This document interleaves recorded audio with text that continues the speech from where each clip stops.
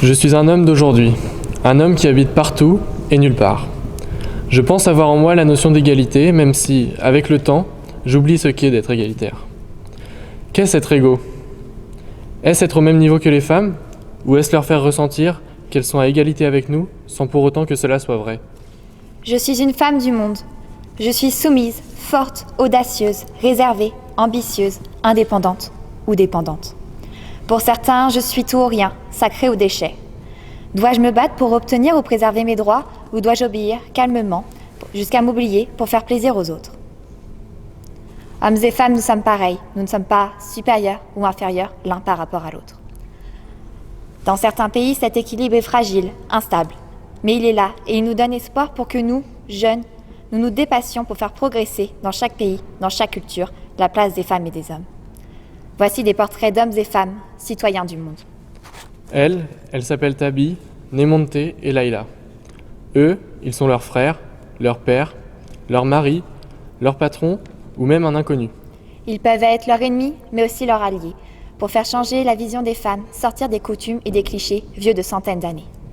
Leila est une jeune femme saoudienne. Dans quelques mois, elle aura 18 ans. Pour de nombreuses femmes dans le monde, cet âge représente le passage à la vie adulte, l'indépendance, l'autonomie. Leila, elle, ne peut même pas espérer cela. Elle se sent emprisonnée, regrette de ne pas être maîtresse de sa vie. Dans son pays, les femmes sont mineures à vie. Elle sera toujours sous la tutelle de son père, son frère ou son mari.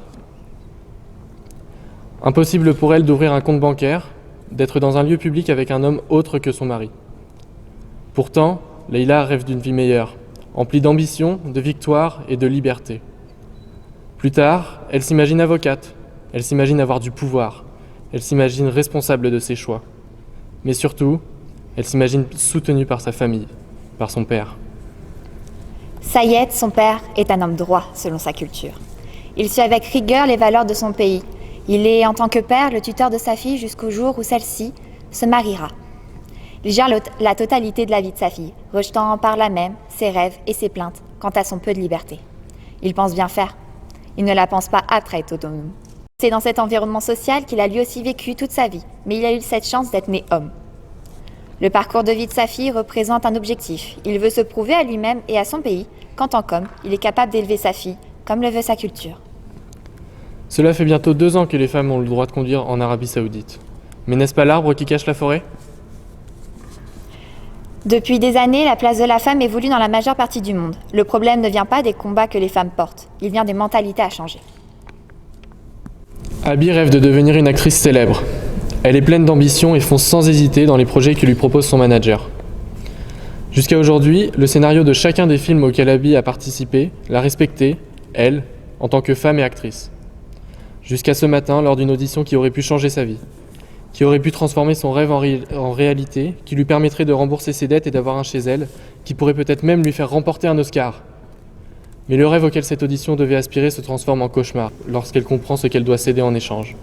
Ses valeurs, son honneur, une partie d'elle, voire elle tout entière. Thomas travaille dans un milieu décalé. Hollywood, les projecteurs, l'argent, le superficiel, que de magie. Mais il connaît bien l'envers du décor. Après tout, Thomas est le bras droit d'un producteur mondialement connu pour ses films, mais aussi pour son penchant pour les actrices de l'ombre où certaines seraient prêtes à tout pour aller au-devant de la scène. Thomas a dû accepter de fermer les yeux, de se boucher les oreilles, de se taire pour préserver son patron et son travail. Le chantage et la pression qu'impose le producteur aux actrices comme Abby le dégoûtent, mais par-dessus tout, il se dégoûte encore plus lui-même de ne pas agir. Des histoires comme celle d'Abby, il y en a des centaines. En 2007 est né le mouvement MeToo, mais il n'a été vraiment relayé qu'en 2017, avec le témoignage de l'actrice Alyssa Milano. Ce mouvement a pu ouvrir la parole à des femmes qui jusque-là restaient dans le silence. Les chantages, les pressions qui ont été mis en scène dans l'histoire d'Abby ne sont que des exemples que subissent certaines femmes. On aurait pu vous parler des viols, des violences conjugales ou autres. Mais ce sujet-là nous intéresse, car derrière le rêve de certaines situations, on découvre l'envers du décor, dans lequel rien n'est ni blanc ni noir. Nemonte est une jeune femme brésilienne. Elle fait partie du peuple autochtone sud-américain. Les apparences sont parfois trompeuses.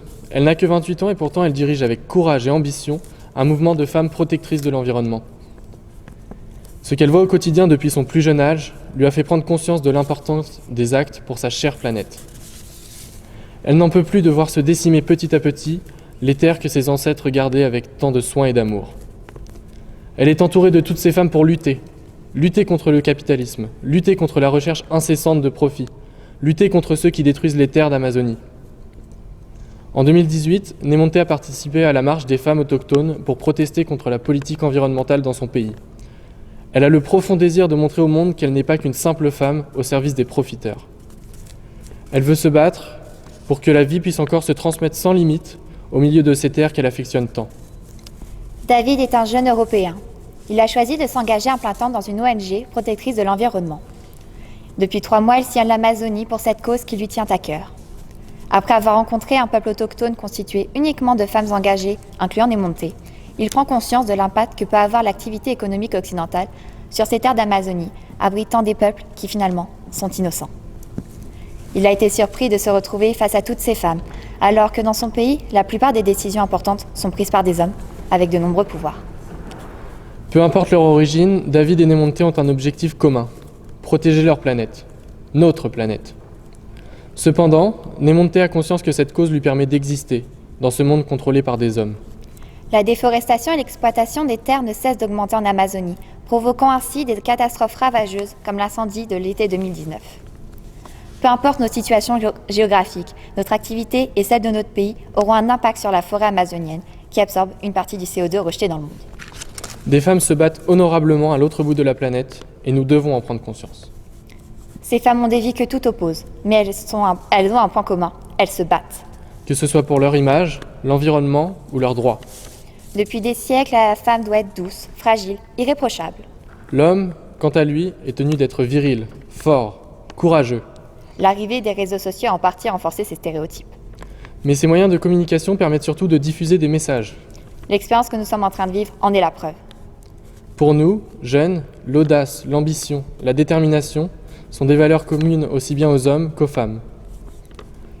Je suis un homme d'aujourd'hui. Je suis une femme du monde. Nous ne sommes pas parfaits, cependant, nous sommes égaux.